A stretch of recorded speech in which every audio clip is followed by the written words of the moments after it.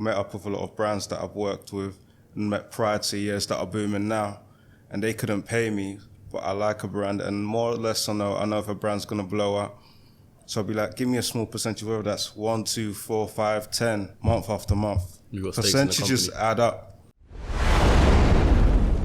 What's going on, people? Welcome back to the CEOCAST, the number one place for showcasing business and entrepreneurship. Now, today I've got a complete different episode from you lot. I'm with the drippiest guy that you lot have seen around on Instagram, TikTok, none other than David Bunmi himself. Hello, thank you. What are you saying, bro? Thank you for having me. No, thank you for coming on, bro. But I didn't come in a suit. I know that's the usual business attire. But you gotta keep it to yourself, innit? Keep it 100 to yourself. To come. What are you saying? How you had a good day? I'm alive, I'm good. Yeah, I've been chilling for the whole day. Yeah. That's a lie, but generally. Before we get into it, make sure you subscribe and set the bell notification to all so you never miss a single episode. This is going to be an interesting one because obviously I watched your grilling with Cheyenne. Yeah. Whenever she asked you what you do for a living, you said, God provides. God, he does. He every does. Single day. I don't disagree with that, but today we got to dive deep into what you actually do. You know what I'm saying? Okay, yeah. It's one of them ones. So, first off, man, obviously you just come back from LA. What's that saying? No, it's good for sure. Yeah. Usually I say better weather, but from what I've been told, there's been a heat wave here whilst I've been away. Yeah, 40 degrees. That's new. So I've come back to the sun for the first time. But from that, it's been lit. It's been good. Yeah. Can't complain. So, not that many palm trees around here, but no. Still a bit of sun, so I can't complain. So what, you living out in LA now, or what are you saying? Yeah, majority of the time I'm out there right now. Yeah. So that's why I've been stationed for majority of the time. But it's not been that hard to adjust, especially because obviously I don't work an actual job, so I don't have to go back when I don't want to and stuff like that. Let's dive deep into that then. So you don't work as an actual job, right? And like I said, if people seeing you on TikTok, you're wearing Burberry all the time, dripped out, you got stuff around you right now. So obviously God is providing, but you're also providing for yourself. Yeah, you seem like you're doing well. So what do you actually do, bro? Let's talk into this. One business that I have, and my business partner right here, I bought him. I don't know if he's in the camera. Maybe he'll jump in the camera at one point if he wants to. Yeah. If he wants to. Alright, cool. We'll but one brand, glasses brand. I'll let him say the name. It's one 6-figure brand that we own. We handle a lot of business, but I just never put it out there, in the public eye. I'll do this or do that because, if I ever get cancelled one day, I can still go back home and still the peas will be running in and so stuff like that. So you don't want to relate it to your brand, yeah, but I don't think I need to. In a sense, I don't need the thing like, oh, well done, you own a brand. It doesn't matter to me. It's a business. It's over there. Were you doing that? Go on. Were you doing that before you got into like influencer games or stuff? Oh no. This was very recent that we sat down and we came up with the idea of. I'd say how long has it? It's touching about 2 years. Okay. But from the get-go, because he's so good at what he does, it just blew off. Like straight away, there was no complications. There was no, oh my God, is this gonna work? It was just straight like, raw. And we weren't. And initially, the most effort wasn't being put in, but it was still going off. And then it came to a point where he even told me like, yo, it's going well. He sat me down, was like, bro, he gave me handbooks. He's like, you need to learn about this so you know what this is going on. Like he told me like, bro, there's no time for fun right now. You need to learn this and this and did this algorithm and this and like funnels, faithful, and like, I'm like, oh, do you know what I'm saying? Different aspects to the game. Yeah, literally sat me down like a teacher, like, yo, you need to do this because I'm not the best at this. Yeah. And my attention span is very, sometimes, but there's a lot of stuff like that. So what do you actually do on a daily basis and with that? On a daily basis, what's been set up is, as he will tell you as well, it's like ads running on a regular business and stuff like that. I don't directly run it through me because if any complications gone wrong, sometimes it's out of my control. It can be out of his control. I don't want people coming to me and thinking, and I'm going to end up on a blog page. You know how it works when you're in the public eye. Like, so it's not my fault. Maybe an order messed up. It's like, oh, this guy's finessed me. So on a daily basis, it ain't too much because the way it's set up, you've got people working for you as well. And they handle a lot of stuff in distribution centers and stuff like that. And even on the other side with the brands, like I've met up with a lot of brands that I've worked with and met prior to years that are booming now. And they couldn't pay me, but I like a brand, and more or less I know if a brand's gonna blow up. So I'll be like, give me a small percentage, whether that's 1, 2, 4, 5, 10, if you're feeling super generous. And I'll wear your clothes because I like them, but I'm not gonna do it for free. And they've all blown up, and I've got these percentages, and month after month, percentages add up. Yeah. You know what I'm saying? And I'll wear them, and people be like, oh, why don't you have your own clothing brand? At this point, I don't need to, because I own small percentages, so many. Yeah, that's quite lit. So who gave you the idea for that, or where did the idea come from? I think I was watching Shark Tank. Yeah. And which one is it? I think it's Richard O'Leary or something. And what he did is, a lot of people would invest in the brand, right? But he would be like, I want a lot. Instead of giving them the direct money, and he could lose it, he would say, I'm going to give you a loan. So even if the business collapses, he'll get his money back. And he wants percentages of each sale and etc. I'm like, and he's been doing this for years. I'm like, what's so good? Because that always stood out, because he's the only one that always does it. Yeah. And I'm like, let me do this. Like, oh, you can't pay me. Give me a percentage of your brand. And over the years, I've accumulated quite a few of these brands that I wear a lot, where I own them, and it's like, it just looks like I'm wearing them. I don't have to promote them. I don't have to do campaigns with them. I don't have to pay for the clothes either. I just have percentages of all the ownership, and if people think it's it, because I can't wear anything I don't like anyway. Even no matter how much you pay me, I can't wear it. But these brands I did like, and I thought in the long term, I'm going to want to wear. Let me take advantage when I can.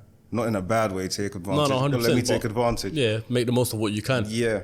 So tell me like how that conversation goes. Obviously, a brand approached you saying, this is our budget to give you some clothes. We'll give you some money on top. But where it is they don't give me a budget because they don't have one at the time. Okay. So what, they just say, can you wear our clothes? Anyone that has a budget, I either work with them or not.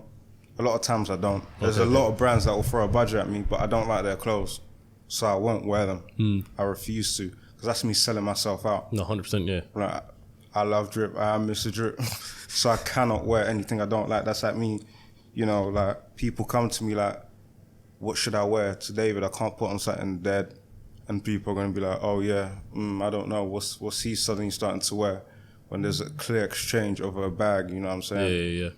This episode is brought to you by Bambi. So when you're running your business, your employees can create all types of interesting situations. For example, when someone isn't showing up when they're supposed to be, or running extremely late. And with Bambi, you can get access to your own dedicated HR manager for just $99 per month. They're available by phone, email, and real-time chat. So onboarding and terminations run smoothly, your team members reach their peak performance, and your business stays compliant with HR regulations. And with Bambi's HR Autopilot, you'll automate important HR practices such as setting policies, training, and feedback. And with Bambi's dedicated HR managers, they're US based, dedicated to your business, giving you the access to HR expertise and personal touch that you need. And think about it like this, HR managers can easily cost up to 80 grand a year, and with Bambi it's only $99 per month. So schedule a free conversation today with Bambi and see how much they can take off of your plate. Just visit bambi.com/CEOcast. Just look at the reviews for yourself. Bambi has over 1,000 active clients and over 1,000 5-star reviews. Once again, that's bambi.com/CEOcast. So make sure you visit the link on the screen right now or in the description below.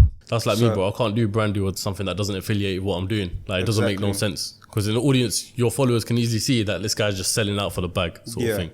So with a lot of these brands, time ago, when it goes years back, they'll be like, oh, we'd love to work with you, And obviously I say, what's your budget? We ain't got one, we can send you clothes. I've got enough clothes. If you see how many clothes I give out, I think a couple months back I gave out Balmains and stuff like that, solely because I've got no space for clothes. I want to get rid of them, and I want to give them back to my supporters, because, without them, who are you without your supporters? Yeah, show love. And some things, they ain't worth my time to sell. I'd rather just make them happy. So the conversation I have with them, I'll be like, oh, so how can we work something out? Would I be able to get a percentage of the brand? But can you make it known? I don't want to be an ambassador where I'm publicly working with you. Yeah. I just take a percentage of future sales for this period of time. And if it works out, because it always will work out in your favor, if I put something that if something that you're saying and I'm wearing, it's going to work out. And over time, so longer and longer agreements until it's a point where you're going to want to buy me out. It's happened 1 or 2 times where brands gotten big and they're like, you know what? We want our stake back. Yeah, because, Have you done anything like that before then? Cool. twice, I think. Yeah. Not too long ago, where they're like, we want this steak back because and I'm like, you know what, cool. It makes sense for what's happening in the long term, fair enough. And then on the plus side, I never have to pay for their clothes and little perks again, so. Seems like good life. Yeah, but you need to. But that's a smart thing to do, though. But a lot of people don't know how to. They just think that someone's giving them a free pair of clothes and lit. When really and truly, we know how much a tracksuit costs to manufacture. So when you're trying to offer me even 3 tracksuits for free, you're violating, bro. What do I look like? Because I know how much all these things cost. And it ain't much. It ain't much at all. I know how much these things cost. Yeah. It's like a dinner in Uptown. Don't waste my time with that. So you're quite a smart guy for doing that, yeah. But let's jump out of business for a sec, yeah. Mm-hmm. How old are you, David? 21. You're 21? Yeah. Swear done. Yeah. I thought you were older. How old do you think I was? I thought you were going to say like 26.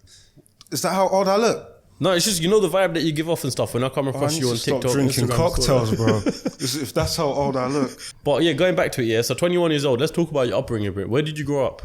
I grew up in Walthamstow. Oh, you grew up in East? Yeah, I've got it all tattooed on me and stuff. I grew up in East London. Yeah. And I've been literally around East London majority of the time. I was born in North London though. So like as a kid, I lived in Poland as a kid. Is it okay? For like a year. I think I was 3 or 4 just for a year. What, with your parents? Yeah. Yeah. Because I'm half Polish. Okay, yeah. Yeah. But majority of my life, East London. Then last year, when I moved out. I don't think that really counts too tough, really and truly. That's just me. And then I ended up last year somewhere in LA. In LA? But I only got my first passport in 2020, December. And I ended up moving country in summer 2021. So you were waiting for it, basically? I was waiting for that passport, bro. I heard that. What was your household like then? Like when you were growing up, obviously Walthamstow was 5 minutes away from you, right? Okay. So pretty much the same sort of area. And where we come from, it's not like we're living in central London where everyone's balling. Do you know what I'm saying? Yeah. So what was your household upbringing like then? Financial situations and all that? When I first grew up, before my dad passed. No, sorry to hear about that. We were quite well off. So he died when I was 6. So we were quite well off, to be fair. He did his thing. We had a very nice house, even in Walthamstow, like a very nice house in Walthamstow. Houses that you didn't really see like that look like that back in the day. Yeah. And when he passed, my mum couldn't really, keep that up. So he ended up in like council houses and stuff like that. But at the end of the day, I think the advantage that I have over a lot of people is I was used to that. Yeah. So when I went to that, it's like, I'm not comfortable here. It felt like the polar opposite. So people that grow up like that fall to like, that's all they know. That's what they're used to. This is probably great to them or not great to them, but they don't think nothing's wrong with it. So I always I need to get out of here. I need to get back to this nice house, this da-da-da-da. Yeah.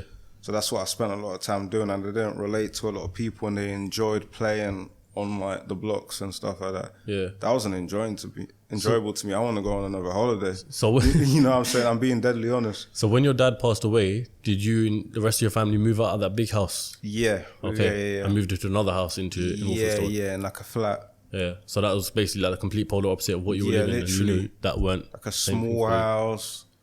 Like, it's crazy to say 2 bedrooms. I'm like, this is tiny and stuff like that. Yeah. Even as a kid then, I'm realizing this. But we only moved a couple years after even. So it was an even longer time because he left a lot of money behind. But obviously, after a time, money runs out. No, of course, yeah. You know what I'm saying? Money's going to run out. So I think I moved there like 9, 10. And then it was just like, I was like, what is going on here? As a kid, I was like, what is going on here? I did not like this. So pretty much from when you were like 6 years old, you've been trying to get back to that sort of lifestyle? I'd say from 9 when we moved out of that crib. Oh, okay, so it was 3 years 3 years. The money lasted 3 years. He left a bit behind. Yeah, okay. So it was about 3 years after we moved from that house.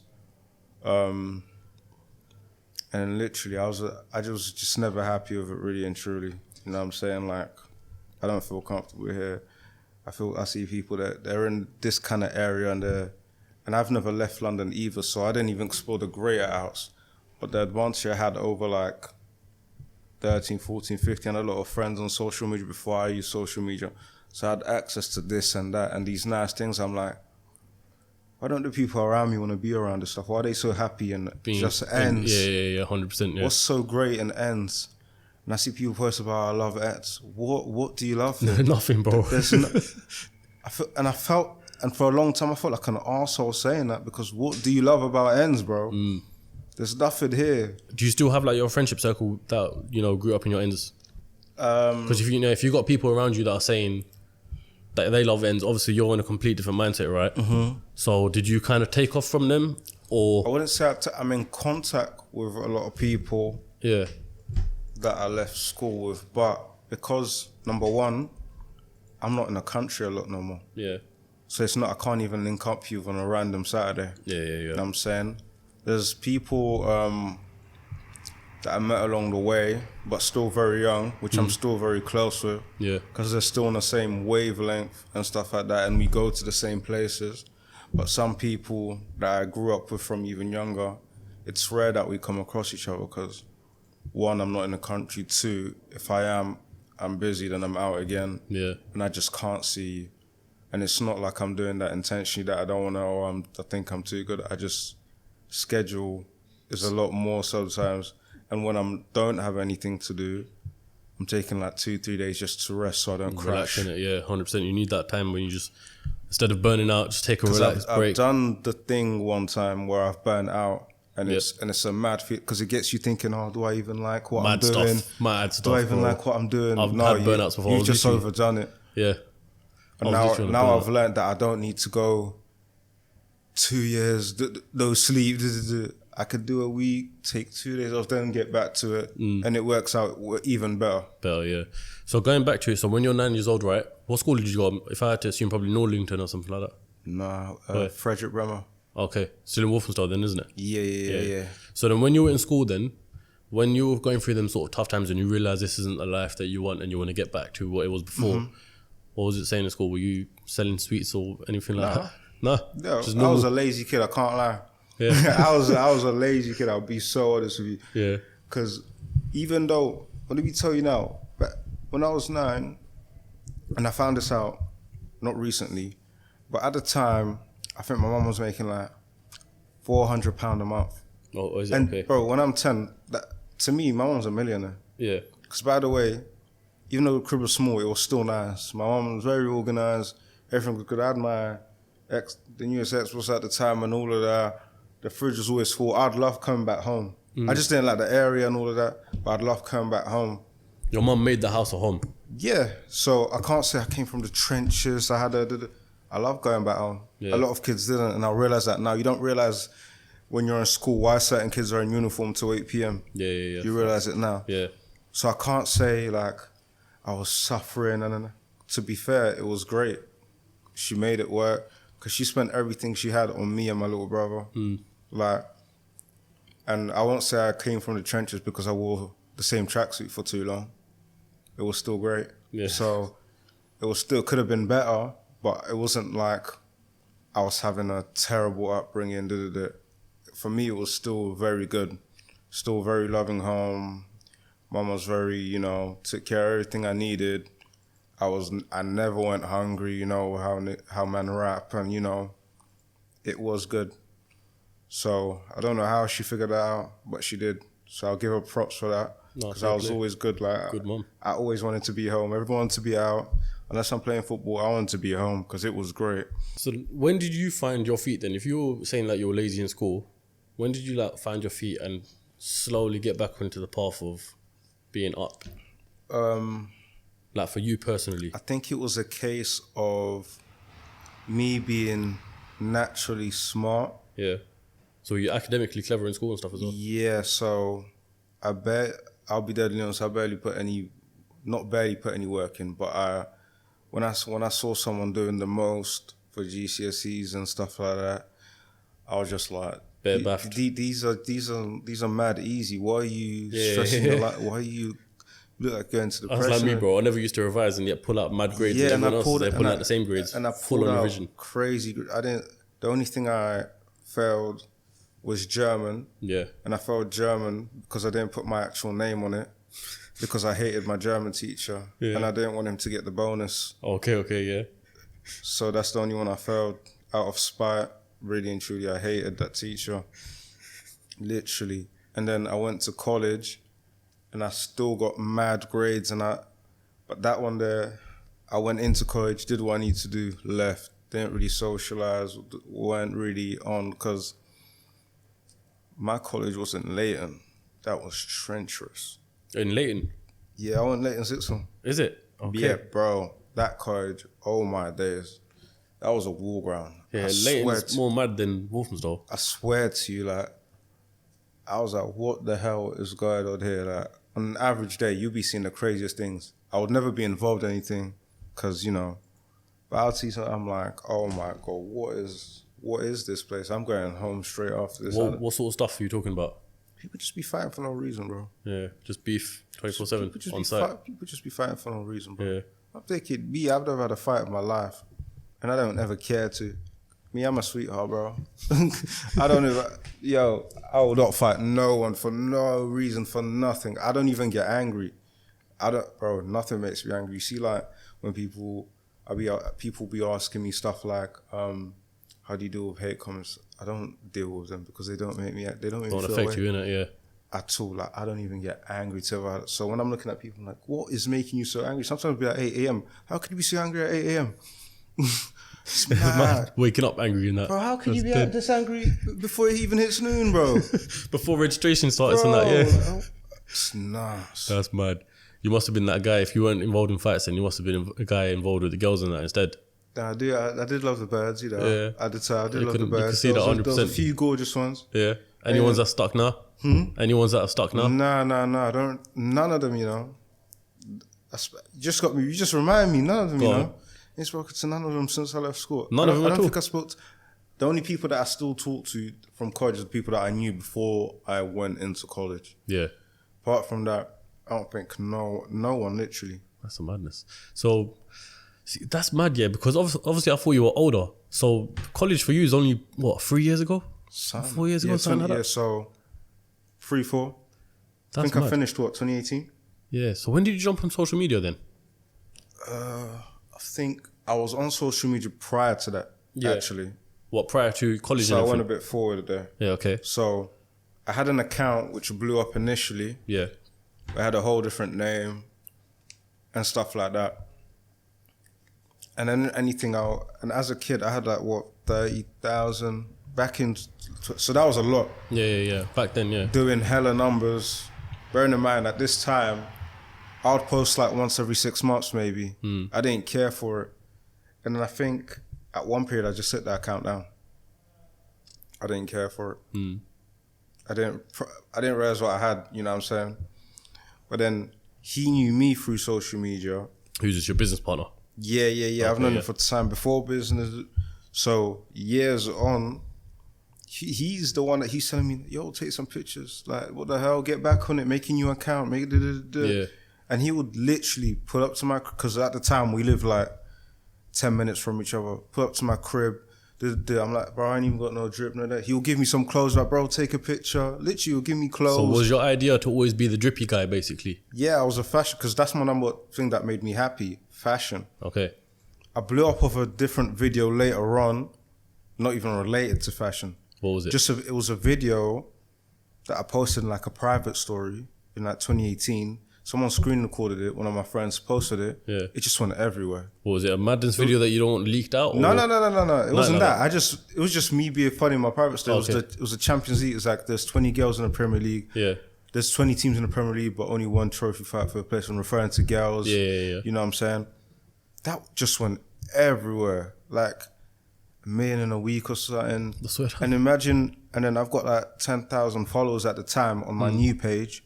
And I'm getting 200,000 views. Can you imagine that? Yeah, that's mad. You know what I'm saying? And I'm thinking, what the hell? Where's everyone come from, basically, innit? Yeah, I didn't even think this isn't even that funny. Yeah. So when you would jump to the Instagram sort of stuff, went on your second account, right? Yeah. My new account. Yeah. Your new account, yeah. Were you aware of the influencer game and the strategy No. behind it and stuff like that. No. You're just doing it for I'll purely... just post because I like clothes. Okay. And I'd go into effort to post clothes and stuff like that. Yeah. I never thought, the influencer thing wasn't a thing back then. Nowadays, you can tell when someone's being an influencer, bro. Yeah, and they're trying to be an influencer, right? Yeah, trying to be an influencer. You can't try and be an influencer. Yeah. You either influence people or not. Just because you post a clean picture doesn't mean And you're some fake discount code, one of them ones. discount code. Story of a restaurant saying thank you for having me down. 10% off what? Yeah. 10% off in this economy, bro. I don't even do nothing because I don't even cover the shipping, bro. Facts. You can't try and be an influencer. You got to post and people got to go crazy for it. Like, if I want to put an outfit together, I'm going to this guy or girl. If I want to, I don't know, like a cooking influencer. If I want to cook a meal tonight, who am I going to go to? Meals by this guy.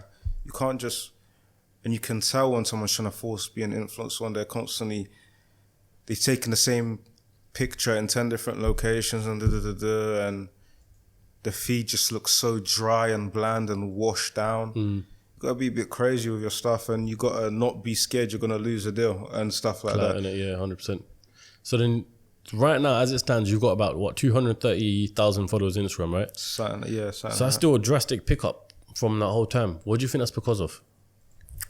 I think because I think there's definitely people that still follow you other than for your drip. Yeah, for sure. So what do you think it's for?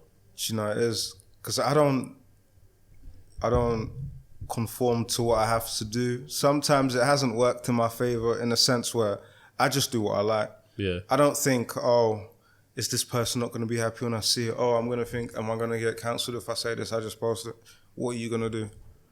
Because if 100,000 people that don't like what I post, 100,000 people will. You know what I'm saying?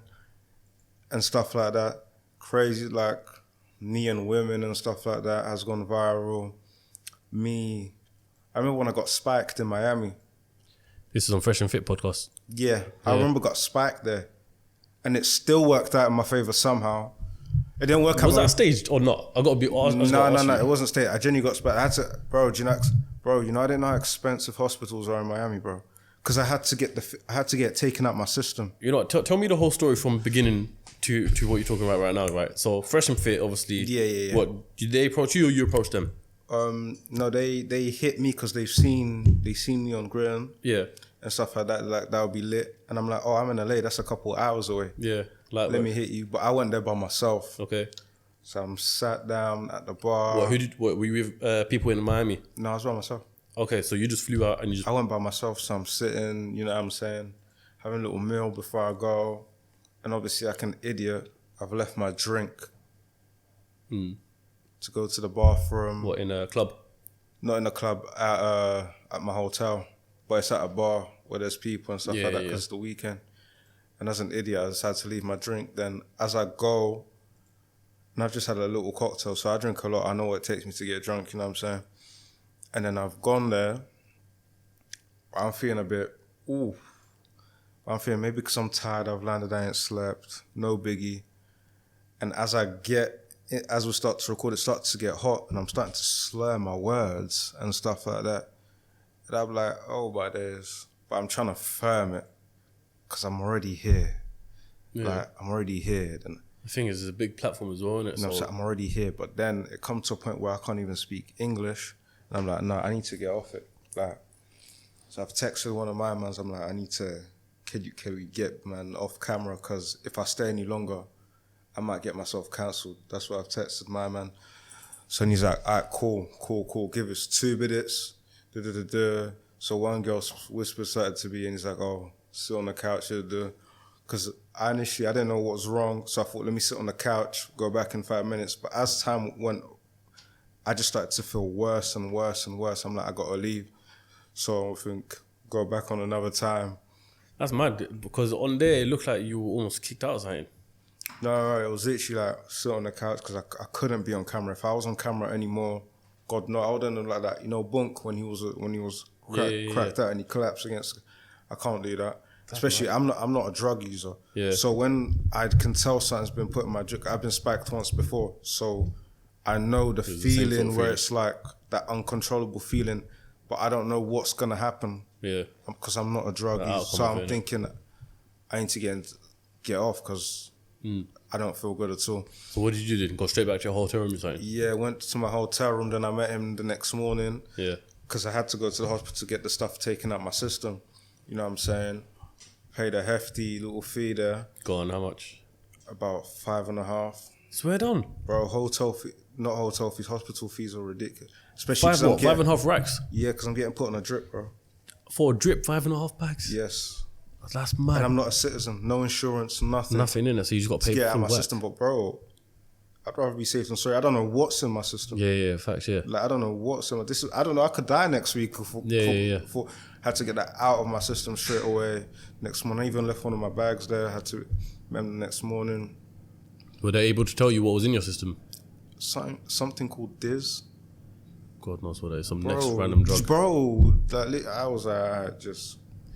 As long as I know it's out my... And I've got a phobia of needles in here. So I even passed out doing that. Yeah. I've got a crazy phobia of blood tests and stuff like that. Fucking hell. So you had to go through that, bruv? No, I mean, it could have been worse. So I'm not complaining too tough, but... That is mad. So talk to me about moving to LA then. Really and truly, it's from my missus, really. Yeah. Because she's from there. How did you meet her then? Really and truly, I think we came across each other on a holiday in a different country. But we were just friends, literally. Yeah. Like, we were just friends. It was never... Like, it's a thing. There and then sort of thing. We just talk here and there sometimes and all of that. Then I think last year, I think maybe June, July, she was in London. I'm like, oh, let's link up, blah, blah, blah. And then just from there, it just happened. I mean, that's the best way, probably, really and truly. And then at the time, it was the pandemic. So you couldn't go directly to LA without a vaccine. Yeah. So we went to Dubai for 2 weeks. And then that's what you had to do. Then from 16-hour flight. I was bored in Dubai. You were bored in Dubai? Bro, because I wanted to just go to LA. Bro, imagine saying you're bored in Dubai. Yeah. I was counting down the days to leave Dubai. Were you not partying up in Dubai, doing nothing like that? Bro, after like a couple of days, because that was my third time that year in Dubai. In Dubai, yeah. So I'm like, I just want to get... I spent like 3 days in a row in the hospital. See, I'm switching words now. In the hotel room, sleeping because I was bored. Because that year... Because the thing is, your intention is to go to LA, innit? Yeah. So this is just like time drag for you. In LA, so I was there from about July to August.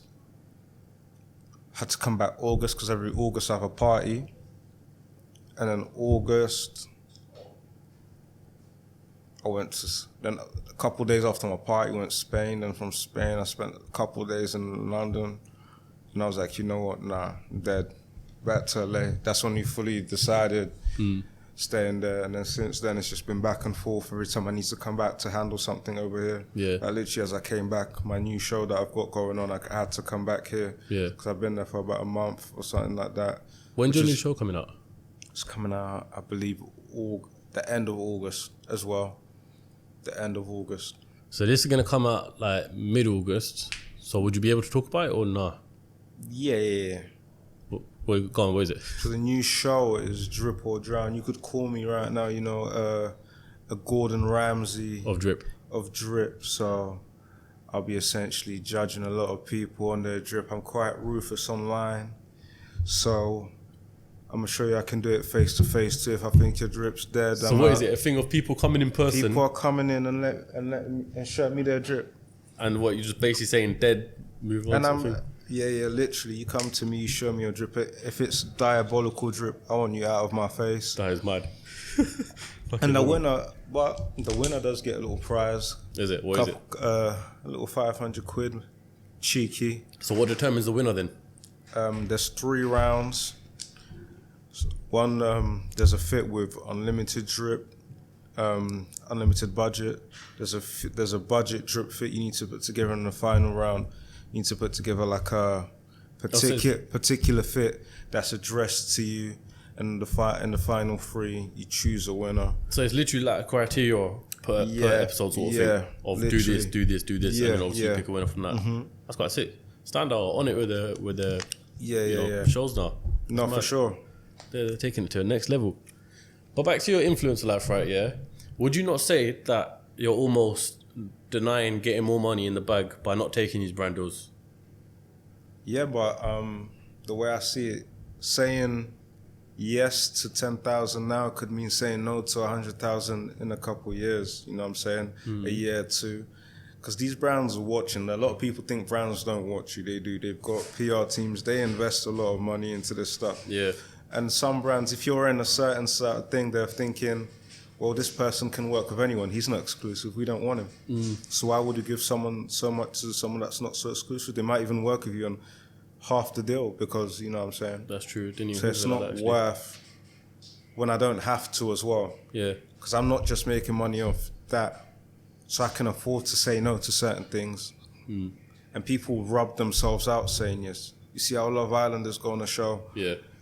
As soon as they come out, they're promoting teeth whitening condoms, boo-hoo, chicken Very nuggets. different things. They're bulletin board for a week and then they're rubbed out and forgotten in a week. Yeah. I'm not trying to do that. I'm not trying to be an advertising board to my support. I'm trying to drip out because I know what you like. If I like a fit, I know you're going to like it.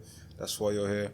And I'm trying to drip out for you. Yeah, the thing is... I'm not trying to sell you something every day. Yeah, because the thing is, they're just going to have that little bit of relevancy for, let's just say, a month after they come out of Love Island, for example, right?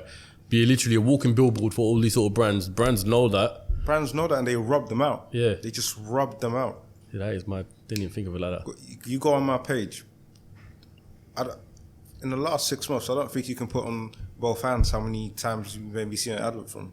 No, don't think. That's what I'm saying. I've never seen like a sponsored post or anything like that, or you know what I'm saying, no brand on their page of you or anything like that. If I buy something, they'll repost me or something and stuff like that. But you can't do that. I'm not trying to shove stuff. Oh well, hi guys, 10%. If there's a collaboration project, you will eventually see that. But I'm not trying to sell 10% code of a £40 product. Like that's mad. Because I wouldn't buy it. Yeah. So I know you ain't gonna buy it.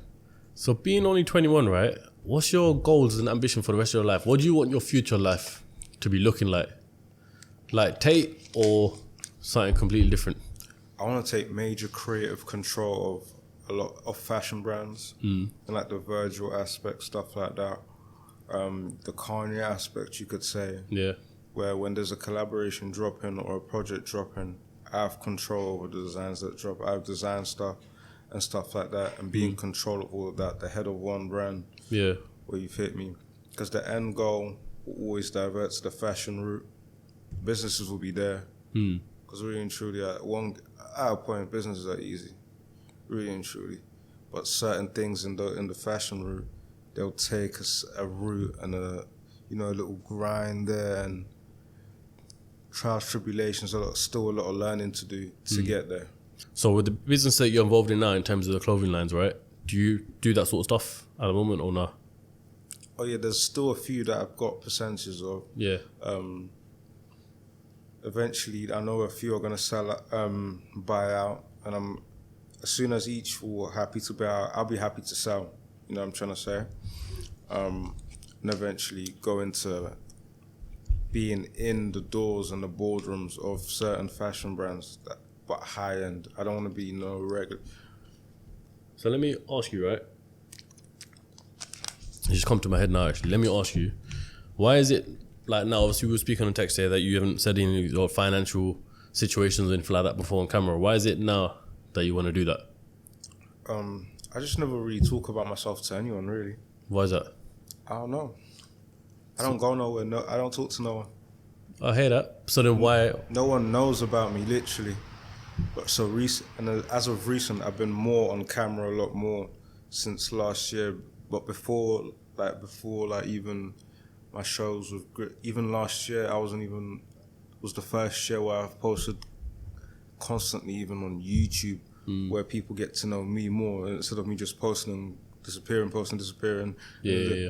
So as of recent, I want people to not think I'm a weirdo or I'm just trying to be mysterious. No, I just don't talk about things that I don't need to necessarily when I don't need to. Because really, I want you to focus on fashion and stuff like that. Or the content that you're producing or Yeah, something literally. like that. I can't remember where we left off at, but let's talk about crypto. Your first encounter with crypto then? I think 2018. Yeah. The end of 2018, I think it dropped. You must have had someone say to you, listen, invest in this, look at this new thing. Yeah.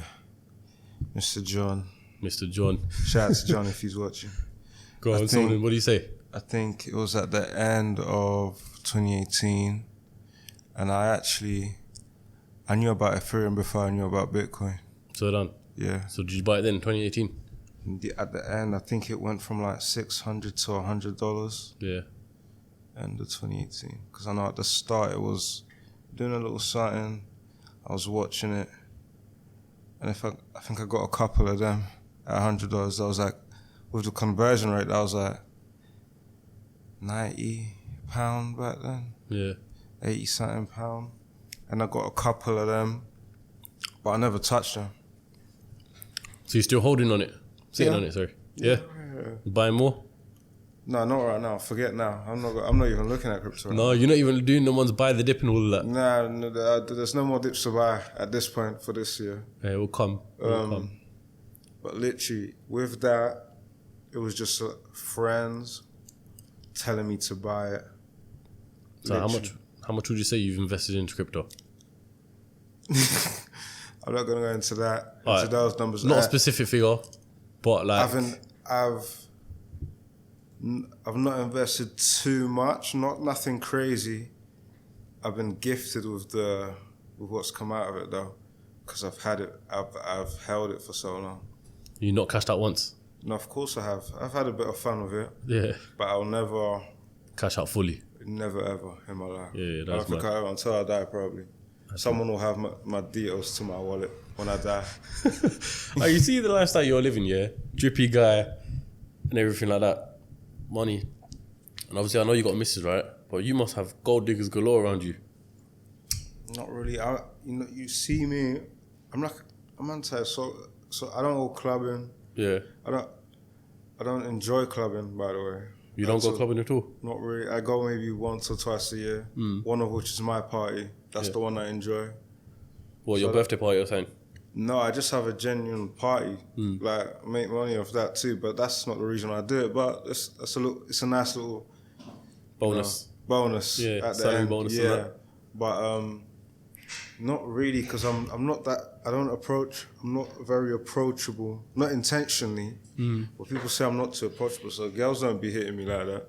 So done. Because they know that I probably won't reply. Thought it would have been the complete opposite, I ain't gonna lie. Nah, I don't really be.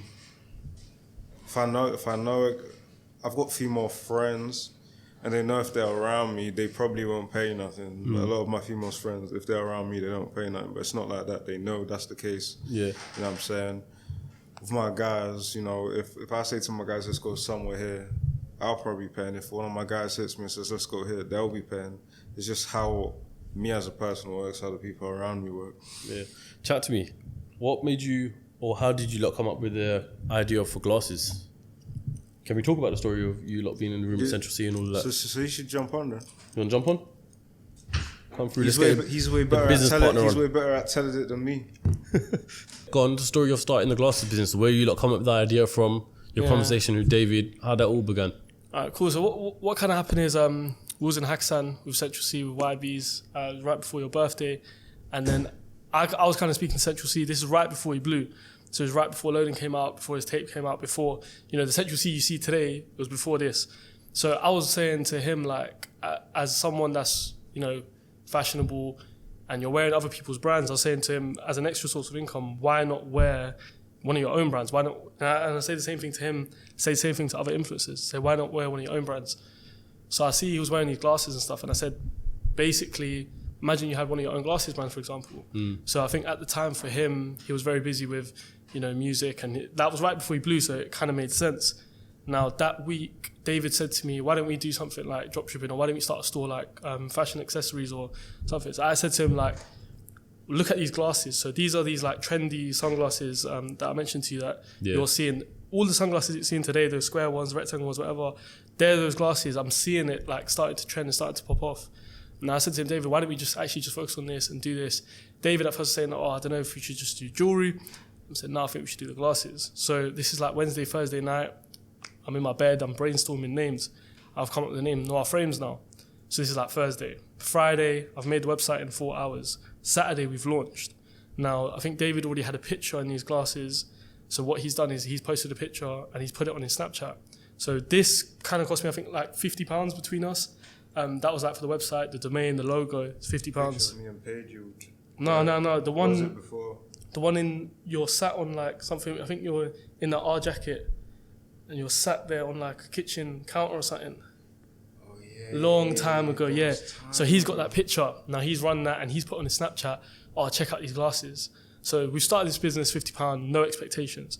First week, we've done £1,000, and I'm seeing it, I'm thinking, this is like something people are starting to want now. So throughout that month, this is November 2020, starting to get sales. So now December's come around, and I'm seeing other brands now, everyone's starting to hop on these glasses, it's like the next trend.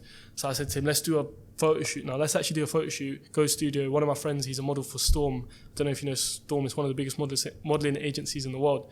So we've done a photo shoot of him, and now we're running ads with user-generated content, so pictures of like him and Paige Keiki, other celebrities, other artists that we know, and we're running the studio shoot photos that we've done as well. So through that, when people are seeing our brand now, it's like, this is where all the influencers are going to, this is the professional photos, this must be the brand. Yeah. So then throughout the rest of 2020, that was just like, it was just taking over. We were just having ads running with all these photos. Then we did another studio shoot, I think in like April, and then throughout the year we're going to like different music videos, different artists, giving our glasses out, and that's how it kind of started. And then I think from there it was like we had other different little ideas. So let's say like we had one art business that we have, Dr. Art, so different ideas and stuff that we were having. The best part about a lot of these businesses, no one knew that we own them. In my apartment I have these big paintings and people are like, where they're from. Where'd you get these? I'm like, I'm gonna send you the link, you can buy it from here. Which inspired your chain as well. No one can ask me, could you bust me on discount and that? Like these glasses were at shoots like this, but like, bro, I think these glasses are hard, you should put them on this shoot. Where'd you get them from? They're my brethren's. No one could ask me for a free pair. And it's just the best, like, all of these stuff, like, I'll send you the link to this, bro. They're great, I buy them all the time. Well, but how many people in your circle know that the brands are yours then? In our circle, I'd say quite a few, because that's our circle. Most people that are very personal to us know that it's ours. Yeah. You eventually figure out, because why are we walking over with 25 pairs of glasses in the box? That would make no sense. And even we'll talk as well. Or you'll just see notifications go off on our phone. At the same time, we'll get both Shopify sales at the same time. The Shopify notifications. And we'll be like, look, that's our food paid for today. And then, so people around us, they would know. But I'd say in terms of the actual public eye and social media, I think like for both of us, we wanted it to be a thing where people are buying the brand actually because of the brand, not because just, this is David's brand. Because regardless, we know that if he was to put out a brand, people buy it regardless. And you don't actually know how well your brand is actually doing. But then if we're running a brand where you're seeing it all the time on social media, you're seeing influencers wearing it, we want to see, are you actually buying this brand because of the brand? Or you're buying it for the person? That's, So that's why, we didn't necessarily tell anyone, but obviously as like time goes on, people start to find out, and I think once it hits that 6-figure mark, we're kind of like cool enough to kind of say a bit more and speak a bit more, which is why like David can come on and speak about this kind of stuff now. But in the early stages, you want to kind of see that proof of concept. Test it now. But David, let me ask you a question to you. With you being the person you are right now, big on socials and everything, if you came out and said that this is my brand, would you not think that would do, like the brand would do a lot more sales, a lot more in revenue, everything go up? I'm not sure. With how the UK works, I'm not sure. No? You know what I'm saying? I'm not 100% sure. And I don't care to find out either, you know what I'm saying? I'd rather, because I know how to operate things. I've got someone that knows how to completely operate things even better than me. So I'd rather run it that way, because there's a lot of people that own the biggest business in the world and you've probably never heard their names even. That's that far gone. So I don't care for it to be like, it's something that you see me wear. If you want to buy it, you'll buy it. But I don't get to say, my new product. Because then it's just a big hassle for me, as I said initially. Like, if something messes up, people are gonna come to me like, oh, where's my order? Like, no, I can't be asked for that because I've got people that work and handle my orders for me. And if they mess up, it's not my fault. I'll sort you out. But then someone might go to Shade, bro, oh, David's stolen £10 off me, and now I've got a report going that I've stolen £10 of someone or £20, whatever glasses you decided to buy or whatever. So I don't handle these things. No, it's very hands off because it's at that level now. But at the same time, right, you got someone like Tommy Mallet. Obviously, he owns Mallet. Everyone knows that it's his, right? Yeah. I think when you get your team to that sort of level, I think people know not to deal with Tommy directly if they don't get the shoes the day that it was told to, come or something like that. Do you know what I'm saying? They'd go and email Mallet saying blah blah blah. I haven't got my shoes. Haven't got this. Whatever the case is. I don't believe I'm at that level. These glasses, you're not seeing them in shelves on Selfridges or Harrods or whatever and stuff like that. I'm still very approachable and stuff, like I'm still an ends kind of thing on an average day. So it's still a thing where people can think they can hit me up. Even you see with like Cortez and Clint, if something messes up, people work for him, but man hits to him up like, yo, Clint, where's my stuff? He probably doesn't know. Send package me through 20 different people that he doesn't even know and stuff like that. So it's a case where I'd rather not put myself in that any businesses that are under my thing.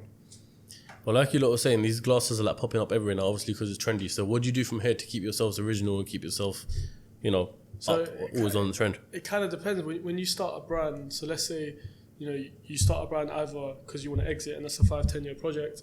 But with this, it was quite a short-term project, let's say, 1 to 2 years. So we thought, we started in around October, November, we thought we'll be out by January. So we lasted way longer than we did. So with us, it wasn't always the goal to be some long-term brand that, we would see in Selfridges. So, as things go on, if it does get a bit saturated, more people start to come in and more people start to realize, oh, they're not actually the people making this brand, other people are getting access to the product. It's fine. Like, that's something you just kind of charge to the game and just, you still get sales, but it won't be to the level. So to that level, yeah. I think, just to answer your question though, with us, because we didn't expect it to be such a long-term big thing, it didn't hit us to the point where like, oh my God, what are we going to do now?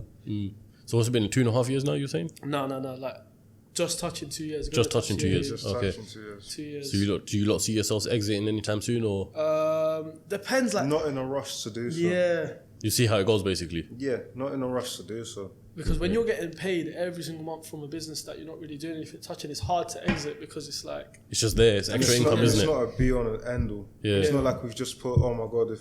all the eggs into one basket sort of thing. If this doesn't work, our lives are over kind of thing. Yeah. No, I hear that. That's mad. So then what's the plans after for you two? Obviously, you two started this business, but I'm sure you'll have many businesses that come off the back of your friendship. If there's any others, then I wouldn't speak on it publicly just yet. Why is that? Because I want to go for a little while before anybody knows what business that is. But I think with David, like, I might have an idea one day, I might see something and I'll bring it to David and say, like, the same way with the glasses business, I'll bring it to David and say, oh, this is an idea. So in terms of current ideas, there's a few things that I'm working on externally and individually. The same with David with his new show coming out, different projects. But there's a few things that I have pitched to David in recent months that we could run, but it kind of just depends on timing and stuff as well, because if you're focused on so many different things and he's doing so many different things, it won't work. But obviously at the time of the glasses, we just had more time to actually do something. So for right now, not 100%, but obviously there are always things in the pipeline of things we always discuss. Have you filmed your show yet? About half of it. As in like half the season, pretty much? Yeah. Okay, fair play. Were you wearing your glasses and that? Yeah. Okay, so like yeah. Like indirect promo. Yeah. I didn't know. I was there. Did you wear it for that purpose of like indirect promo sort of thing? Yes and no. I'll be wearing them anyway. Yeah. Unless they're like a product that's actually absolutely not in our line, I'll be wearing our glasses into places just as a habit. Yeah. And those were the best glasses I had for the particular fit that I had at hand. Like, they were actually hard. Like, with me and any business, I think it's the same for David. I always wanted to push out things that I would actually wear or I would actually buy. Yeah. So with the glasses, like, I was happy to wear them, and on holiday and stuff, I'd wear them. It's difficult for me to advertise or promote anything that I wouldn't buy wearing myself. it. Yeah. It's very hard for me to do that. Like, I genuinely don't know how people do it. I feel like I actually tried one time. I think when the TikTok store just came out, right? Yeah. He sent me something ridiculous. The bag was there and it's not even, and it's an ad that is. What did the bag look like? Big bag or? It was all right. No, like the bag. I'm talking about money bag. I know. That's what it does. It was all right. It was in the 4 figures. Okay, yeah. So I spent like a week trying to come up with something, how to make this, How to make it work? how I could. I just couldn't. What was the actual product? Bro, it was like a bottle or something. What, like alcohol bottle? Or... No, like a plastic bottle, like a water bottle that you know that you see on the. Oh, you talk about that one that got the flavor pods on the top or something like that? No, it's like a massive bottle. You see, this just reminds me of one thing that with David, one reason why he did very well on socials and like he can charge an X amount with brands because I've seen it. His promo is like very organic. So when a brand, you wouldn't even be able to tell his promo. you wouldn't be able to tell his promo. With other people, they'll do hashtag ad. It looks so forced. But with David, like with our brand, with other brands that he's worked with, that promo looks so organic to the point where it's like you don't even know if it's an actual thing. Basically, like one of the guys I know who runs an Instagram page made you think a lot of their stuff is promo, but you would never even clock it. Never. It's mad. With that product, I ended up just giving them their peas back because I couldn't run it. I'm like, this is so dead. I wouldn't even buy this. Did you tell him straight like, listen, your product's shit? I'm like, sorry, I'm busy. I'm not gonna be able to do it. I'm gonna send you back or whatever. And I'm just like, I couldn't. Like, I really couldn't because if me myself, I'm watching this back and I'm cringing. Imagine all the people that follow me are gonna think. They're gonna think, who is this guy? This isn't David. And I'm like, this is not David. Take the piece. I don't want the piece. Yeah, what's you on? Yeah, that's mad. It helps with your integrity and that, innit? And it's like when you stay real to yourself on social media, then people combine. That was the first time I'm thinking, how do these people do this when they're constantly advertising bollocks, bro? How did they do it? Because I felt uncomfortable. I think people. Like there was a gun to my head. I think people who do this ain't discrediting any of them, but the people who do that sort of stuff, I don't think they got long term vision in terms of the P's that they want to get and all that sort of stuff. So I feel like it's all short term of, cool, you give me $5,000, all right, cool, I'll do it for you. But they're happy with that though, innit? Because to them that's gone clear. Whereas I think you probably got a different definition. Very definition of gone clear. You know what I'm saying? Very different. So 50's not enough. Lost a few votes, bro.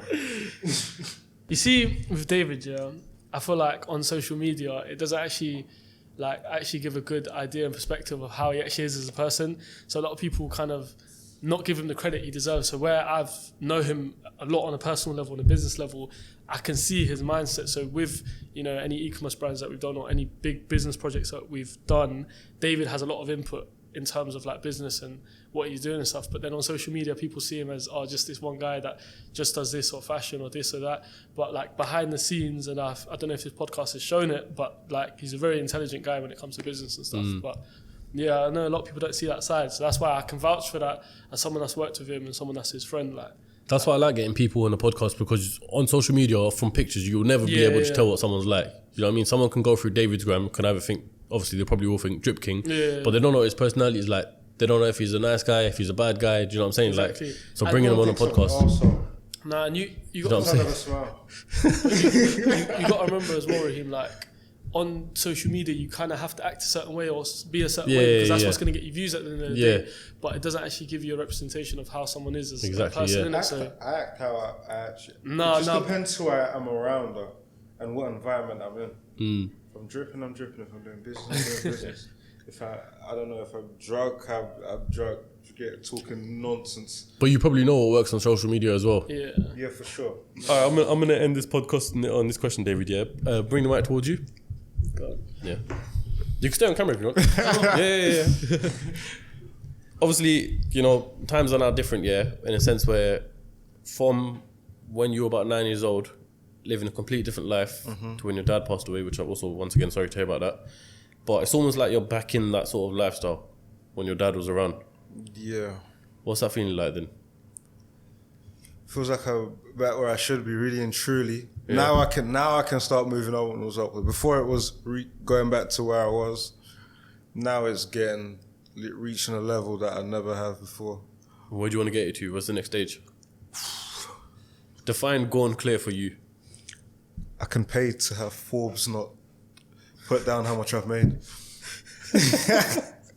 Well, you want to pay Forbes to not say that. Yeah, dead serious. Swear down, why? So people can't hit me and say, you know what, I've got something for you, I need your help, you know, I've got a great idea. Yeah. Yo, bro, I know I ain't spoken to you in 10 years, but I just need 100 racks and this is going to make us 10 million. Do you never want anyone to know what your net worth is? No, Never. not really. You think that's like your safeguard, your Not card that really. you hold to your chest? And if my net worth's online, I'm just going to tell people I've got £100 liquid. What's your net worth? £100 liquid.